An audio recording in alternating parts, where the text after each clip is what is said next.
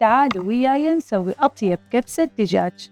أول شي قطعت البصل ناعم وخليته على النار إلى أن يصير لونه ذهبي. أخلي فوقه الدجاج، أحمس الدجاج ويا البصل. خليت البهارات كزبرة، فلفل أسود، كمون، ملح، بابريكا وزنجبيل.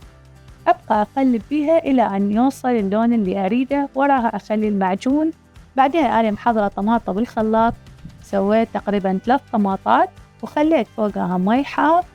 نخلي الدجاج يستوي من نص ساعة إلى 3-4 ساعة، وبعدين نشيل الدجاج نوديه للفرن نحمره، ونخلي الرز بهذا المي نفسه مع الدجاج. نطبخ الرز بالمي نفسه مع الدجاج. بعدين نجيب نصب الرز ونزينها بالليمون. وألف عافية. شاركوني بالتعليقات شنو أكثر أكلة أنتو تحبوها.